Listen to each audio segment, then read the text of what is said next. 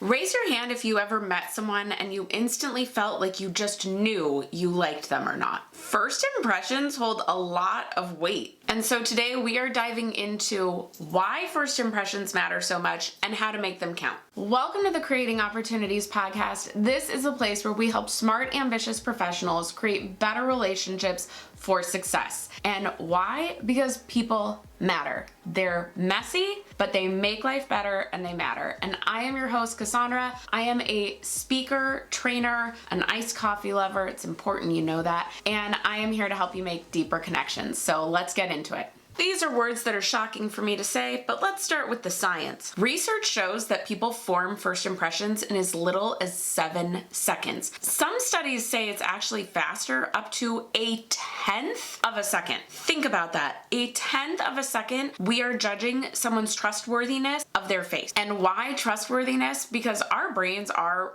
wired for survival as our first instinct. And so we are constantly scanning our environment and those around us to decide if we believe they're safe. And like it or not, that means we make snap judgments all the time based on appearance, body language, tone. That's my favorite one. And honestly, even how someone enters a room. I know people have made snap judgments about me that are wrong. I'm sure we all have stories of someone making snap judgments about us. I can go all the way back to college and let you know that my next door roommate, freshman year, I went out to meet her, little bubbly 18-year-old me, all excited to meet new people at school, and said hello, blonde-haired California girl, and her brother just looked at me like I was the biggest ditz on the face of the earth. And I told her later, right, because we were college roommates, I saw her every day, I said, your brother thinks I'm an idiot. Like, he truly thinks I'm some vapid girl. Y'all, it wasn't just in my head. He confirmed it when he attended the school a year later. He came by to apologize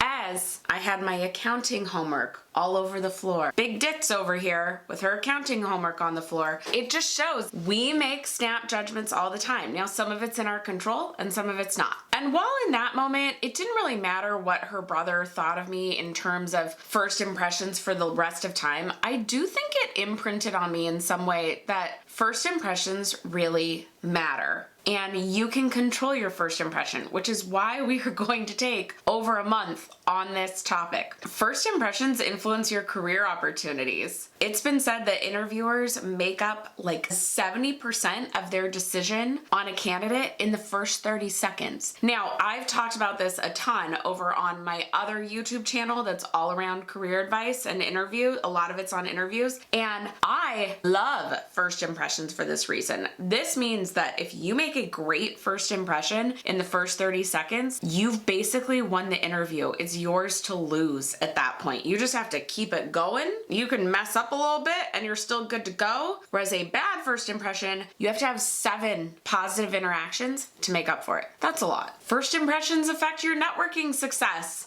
Someone choosing to engage with you, to converse with you, to follow up with you, so much of that is based on first impression. And it can impact your credibility. Again, it's hard to overcome a weak first impression, even if everything you say after is brilliant. It takes 7 times being brilliant to make up for that bad first impression. And this part's really interesting. According to a Harvard study, first impressions are sticky. So even when presented with contradictory evidence later, people tend to cling to their original judgments. And honestly, think about this for yourself. Think about somebody that gave you a bad first impression, and then later on you thought they were, maybe they seemed kind of rude the first time you met, and then they seemed really nice and really warm. Your brain plays mental gymnastics going, well, they were a lot nicer that second time, but that first time, they weren't that great that first time. It's wild how we won't let the second impression have as much weight or more weight than that first impression. And then here's the kicker, 93% of first impressions are nonverbal. So they include your body language, your eye contact, your smile, your posture, and again, your tone. Can you tell I've had issues with tone? So you could be saying the perfect thing, but if your body language doesn't match, if your nonverbal signals don't match, you're not giving the impression you think.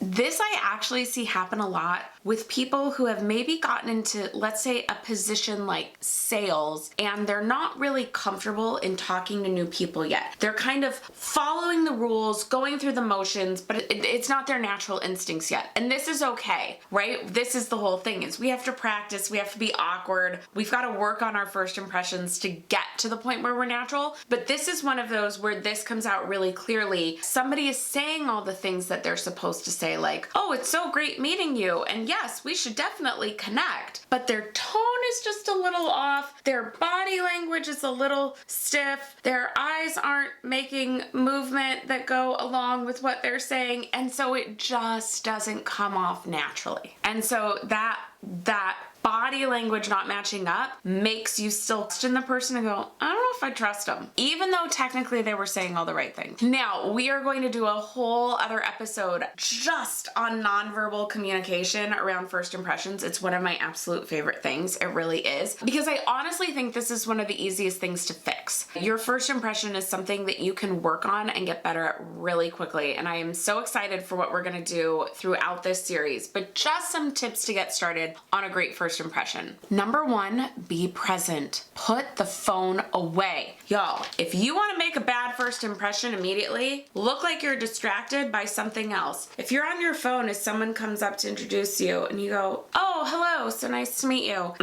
This is a barrier. Same thing with a laptop, right? If you're going into someone's, that might seem strange, but if you're going into someone's office for the first time and you bring your laptop with you and you put it up immediately, this is a barrier. This is a blocker saying, I need to keep distance from you. So put phones away, be present with the individual, which leads to the next one, make eye contact. Some of us are not good at this. I will be honest, I have to work on this now. I realized I work from home so much, I talk to people on Zoom so much that in person, sometimes eye contact feels really, really intimate. And so we have to work on it. Use the opportunity when you talk to your barista or your grocery checkout person, because yes, we should be doing those things to get used to talking to people, not using self-checkout, not using order ahead. Use those opportunities to start working on making great first impressions and doing things like having great eye contact. And then smile. It shows warmth and approachability. Now, please know I am not saying you have to smile like you are a Dallas Cowboys cheerleader. Let me tell you, I can do it.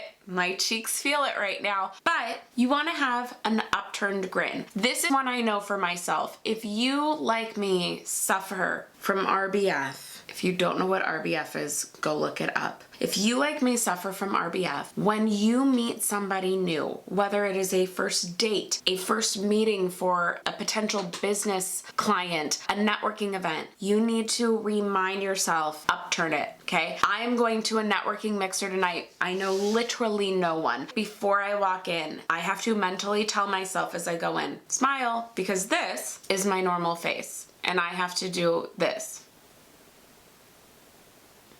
That's it. Not this, but so that I don't look like I'm walking to my death in this event. So smile. And then just mind your body language. Arms uncrossed, shoulders back, better posture. It's all gonna work better for you. And we are going to do a whole episode on this. I am bringing in some friends for this next tip, but for now, just know, dress for the occasion. Dressing for the occasion is going to make you feel more confident and show it better, but it's making you more approachable, which makes a much stronger first impression. If you are showing up in pajama pants to a cocktail party, you're making a weird first impression. On the other side, if you're showing up to the tailgate in a cocktail dress, people are confused by that too. So dress appropriately. And then prepare a few openers. Think of some things you can do to get a conversation started. Now, I have shared before, I am not against hey, how's it going? What are you up to? Or tell me more about what you do. That's okay, but we're gonna talk about how we can kind of move past that. I love